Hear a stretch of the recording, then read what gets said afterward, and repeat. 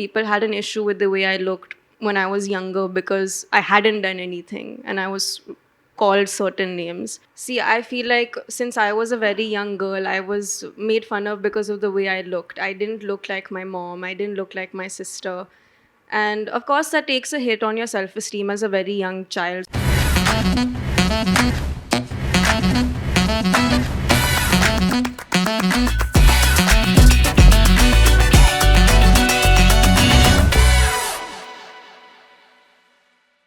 Kushi, you have spoken about unrealistic beauty standards before, but beauty standards by themselves are unrealistic in nature. So we know that.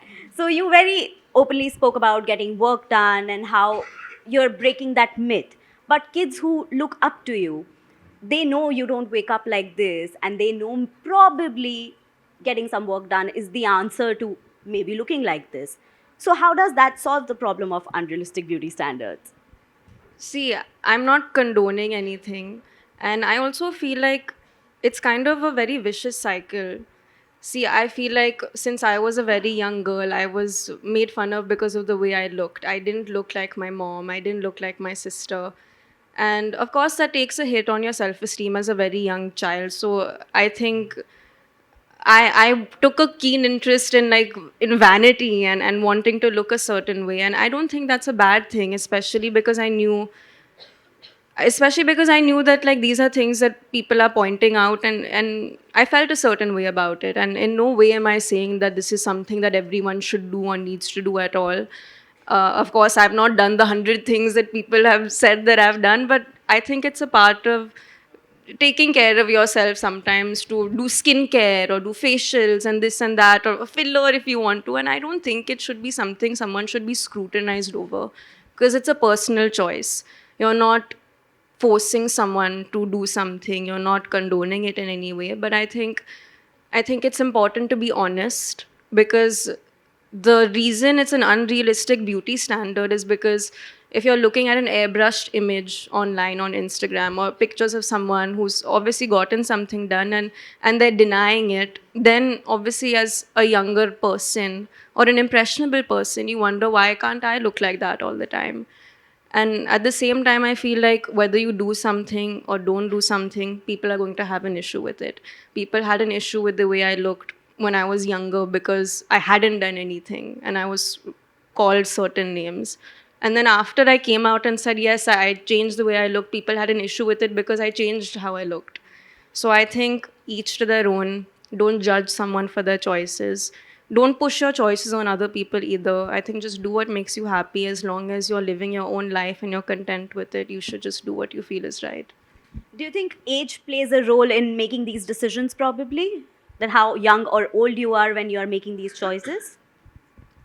I mean, I think it's important to be old enough to be making these decisions for yourself. And I, I don't really know if age really changes things. Um, but I think at different ages you do different things to change the way you look, or to take care of your vanity in a certain way. So yeah, I don't think age is such a huge thing. We will have a quick rapid fire of sorts and we'll open it to the audience. So, my question is, what drives you to do certain things as compared to maybe a generation of actors who came before you, maybe your parents' generation?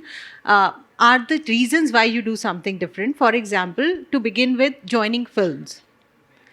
Uh, what drove you? Was it glamour? Was it craft?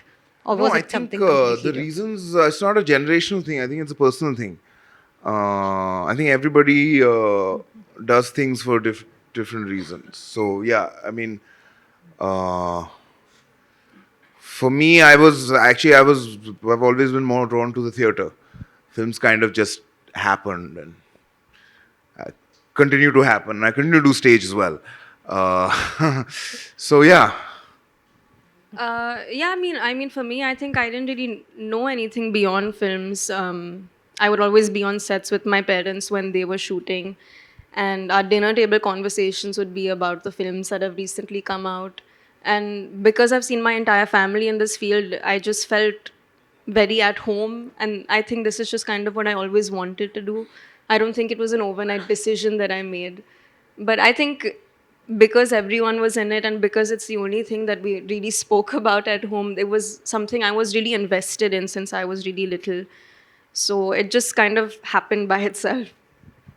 Then the reasons would have been very different for say, your parents, your mother and your father, right?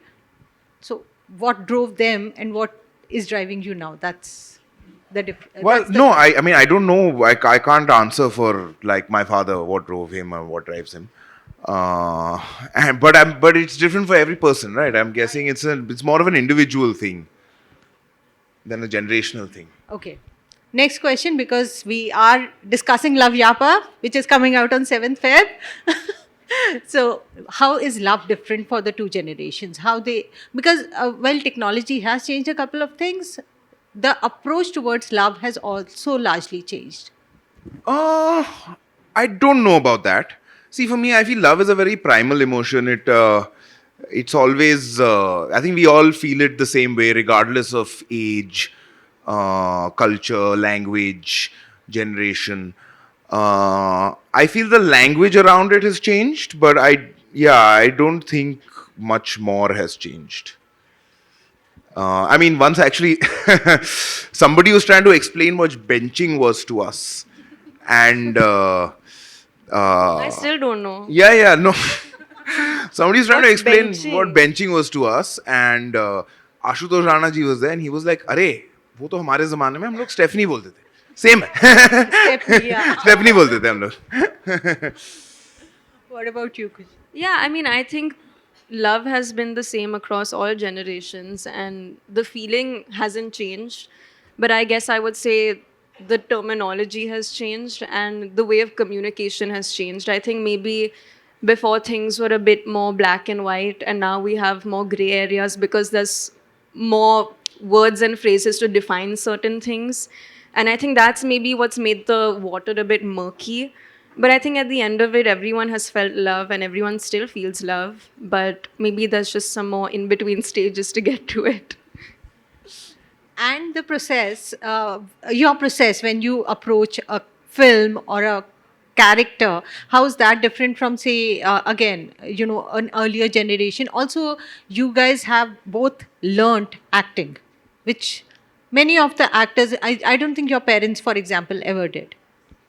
I mean, to be fair, my mom didn't need to because she started at 4. So I don't think you can go to acting school at 3 years old. But learning on the job, and man, what a way to learn. Yeah, no. I mean, I think like dad did spend a lot of time at FTI doing diploma films. So he didn't go to acting school per se. But yeah, I think he learned largely on the job. I think I had the privilege of being able to go to theatre school and spend a redonkulous amount of my parents' money on an American theatre education. It is a huge privilege, especially for a career that has no financial upside on the horizon. Yeah, no, I think, but I think different actors also do approach things differently. I think we, as actors, have like, as we work and as we learn, we develop tools that that come to our aid when we need them, I guess. So, I mean, directors also work differently, and I think that's also a great learning experience. You get to learn new things when you work with new directors. So yeah, I think. But I think a lot of it is again just language. Like a lot of things, if you have talked to dad about it, he'll have done something, but we just call it different things.